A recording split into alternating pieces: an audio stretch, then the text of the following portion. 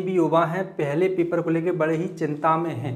बहुत सारे बंदे कॉल करते हैं, मुझसे पूछते हैं गुरुजी हम क्या पढ़ें, अच्छा कोई नुस्खा बता दो, कोई दवाई बता दो। महाराज दवाई कुछ भी नहीं होती, अभ्यास से बढ़कर कोई भी दवाई नहीं होती है। सही विषयों का चयन हो, आप पेपर आराम से पास कर लोगे। 20% करना है, ज़्यादा दिमाग नहीं लगाना है। 20 प्रश्नों के लिए इतना ज़्यादा फोकस करोगे अच्छा कि धर्मशास्त्र पर फोकस करो, लेकिन सामान्य ज्ञान पर हमारी पकड़ होना चाहिए, सही विषयों पर, सही पाठ पर, हम लेसन पढ़ के आ रहे हैं आखिर पर। आज में बहुत सारे प्रश्न इस पर लिखे पड़े हैं। इन प्रश्नों को अगर आप अच्छे से अपने जहन में उतार लोगे, 100% गारंटी देता हूँ कि आपके आराम से 50 नंबर 25 क्वेश्चन आराम से ठीक हो जाएंगे। जिसने कुछ भी नहीं पढ़ा होगा, जो चाहता है कि मेरा पहले का पढ़ाई की लेकिन आज का अभ्यास नहीं है, तो उनके लिए बहुत अच्छा है। दूसरी बात एक, इन कई बंदों को यही नहीं पता कि हमें पढ़ना क्या है। बुक भी लेट पहुंची है कई बंदों के पास, क्योंकि डाक की बड़ी समस्या हो गई थी। तो आपको आज मैं बताने जा रहा हूँ जो प्रथम पेपर है, प्रथम पेपर में हमको क्या पढ़ना है। सही से सुनना ध्यान से, क्योंकि बोर्ड छोटा है, मैं ज़्यादा आपको नहीं लिख सकता था, लेकिन तब भी मैंने कोशिश करी कि बहुत सारे प्रश्न मैं इस पर लाया हूँ। बड़े महत्वपूर्ण प्रश्न है, बड़े काम के प्रश्न है। सबसे पहले यहाँ पर लिखा हुआ है एसआई मात्रक या मूल मात्रक।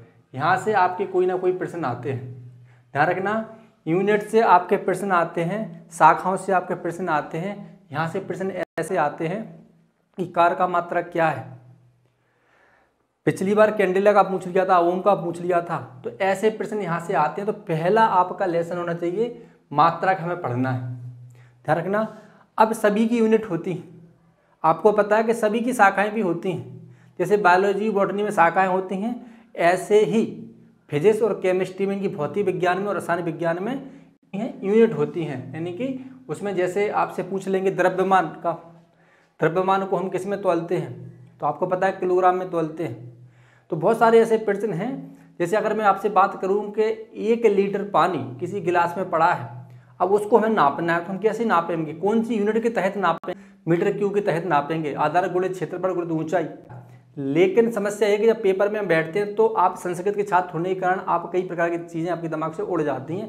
हो सकता है कई बंदों ने बिल्कुल भी ना पढ़ा हो। तो एसआई का मात्रक याद कर लो भैया, ये सारे 5 6 7 मात्रक हैं टोटल, याद कर लो। इसके बाद 1 लाख में कितने जीरो होते हैं, कई बार प्रश्न आ चुके हैं, ध्यान रखना। अब देखो यहाँ से संबंधित मैं कुछ चीज़ें बता रहा हूँ, आप 100 लाख तक के जीरो याद कर लो।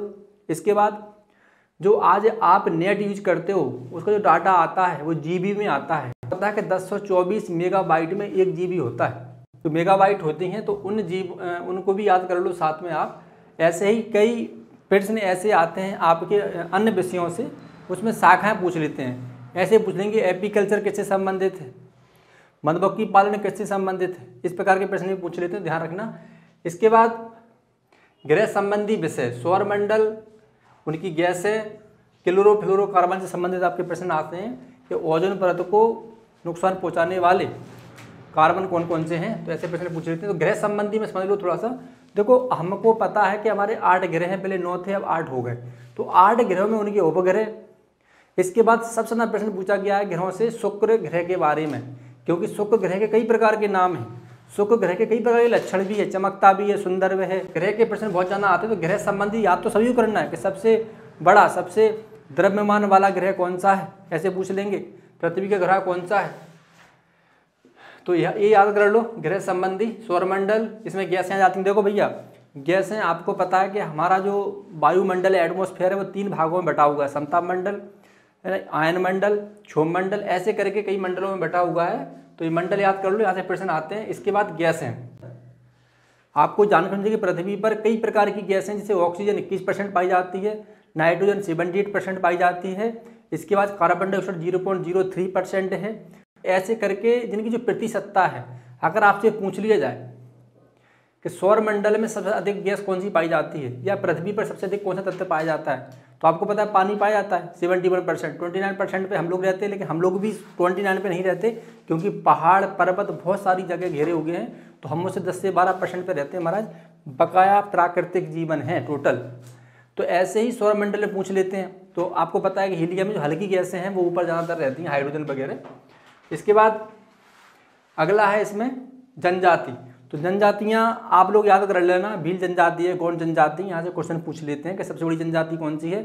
सबसे यहाँ पर आपसे कोई भी नाम दे देंगे जनजाति का, गौंड जनजाति, भील जनजाति सबसे अधिक कहाँ पर पाई जाती है, मध्य प्रदेश में पाई जाती है। तो ऐसे करके प्रश्न आपसे पूछ लेते हैं। जनजातियों का क्वेश्चन ध्यान रखना, भारत में जनजाति झारखंड, राजस्थान, मध्य प्रदेश में सबसे अधिक पाई जाती है, क्योंकि यहाँ पर वनीय क्षेत्र है। राजस्थान में पठार है, वन ज़्यादा नहीं है, पहाड़ हैं, लेकिन वहाँ पे आदिवासी बहुत है महाराज। तो जनजाति वहाँ से पूछ लेते हैं। इसके बाद अभ्यारण्य से कोई ना कोई क्वेश्चन आएगा, आपसे कुछ भी पूछ सकते हैं। कैन अभ्यारण्य कहाँ है, पेंच अभ्यारण्य कहाँ है, कान्हा राष्ट्रीय उद्यान कहाँ है, आपसे कुछ भी पूछ सकते हैं। उत्तर प्रदेश की पूछ सकते हैं आपसे, दुधवा राष्ट्रीय उद्यान कहाँ है। आपको पता है कि पहला राष्ट्रीय उद्यान हमारा उत्तराखंड में है। तो ऐसे करके आपके कई प्रकार के प्रश्न पूछ लेते हैं। ऐसे ही नदियों से संबंधित पूछेंगे। अब नदियों से कैसे प्रश्न आती है, आपको पता है सबसे बड़ी नदी कौन सी है, उन नदियों की सहायक नदी कौन कौन सी हैं, उन नदियों पर कौन कौन से बांध बने हुए हैं, और किन नदियों पर जलप्रपात है। तो यमुना संबंधी, या फिर आपसे भी पूछ सकते हैं कौन सी नदी पर के किनारे कौन सा शहर बसा हुआ है। तो जितने शहर हैं वो नदियों के किनारे बसे हुए हैं, तो थोड़ा सा फोकस कर लेना आप लोग।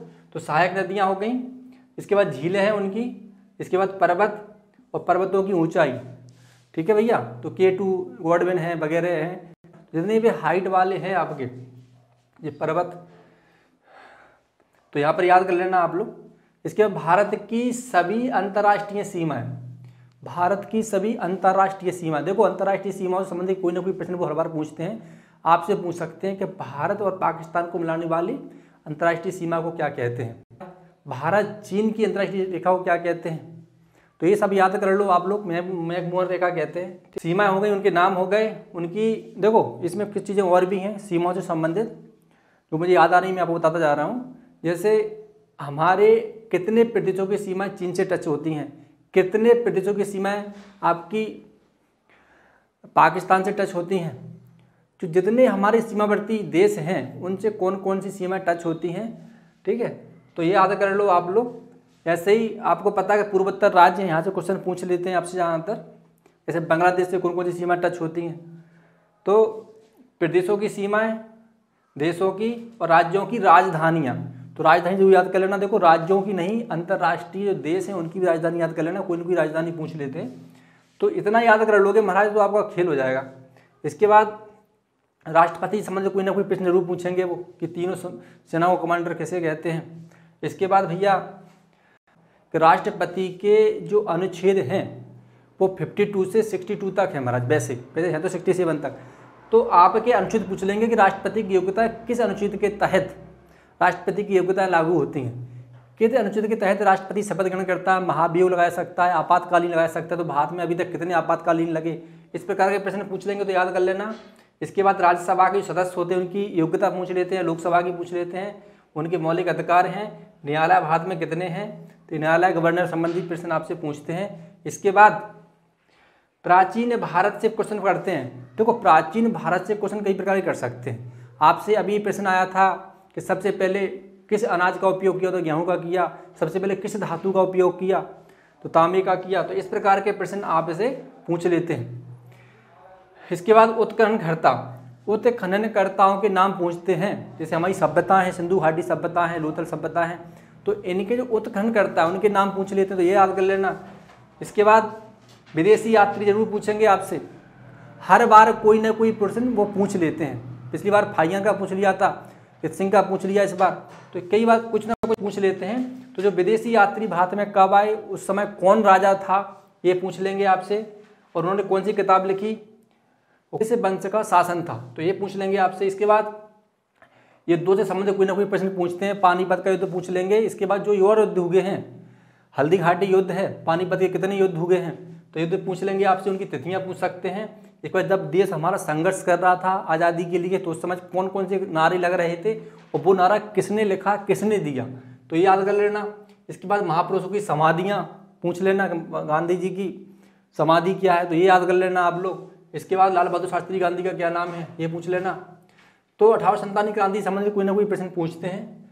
इसके बाद जो हमारे 6 धर्म हैं, देखो भैया हमारे भारत में 6 धर्म हैं और सबसे अधिक बहुसंख्यक है हिंदू, फिर इसके बाद है इस्लाम, अन्य धर्म है जैसे सिख है, ईसाई हैं। तो इनसे कुछ ना कुछ संस्थापक पूछ लेते हैं, इनके धर्म के बारे में पूछ लेते हैं, इनकी किताबें पूछ लेते हैं, इनके त्यौहार पूछ लेते हैं, इनके लोक नृत्य पूछ। देखो भैया एक चीज़ याद आ गई मुझे, जितने भी राज्य हैं उन राज्यों के लोक नृत्य, उन राज्यों के त्यौहार, ये जरूर याद कर लेना। कोई ना कोई प्रश्न वो जरूर पूछते हैं, लोक नाट्य पूछ लेते हैं आपसे। इसके बाद 6 धर्म संबंधी हो गए, तो गवर्नर जनरल याद कर लेना। विश्व इतिहास में से कुछ ना कुछ पूछ लेते। देखो विश्व इतिहास में से जो क्रांतियां हुई हैं, जैसे रूसी क्रांति है, जो यूरोपीय क्रांति हुई हैं, वहाँ से कोई ना कोई प्रश्न पूछ लेते हैं कि इनका नव जागरण कब होगा, तो क्योंकि ये भी आज़ादी के लिए लड़े।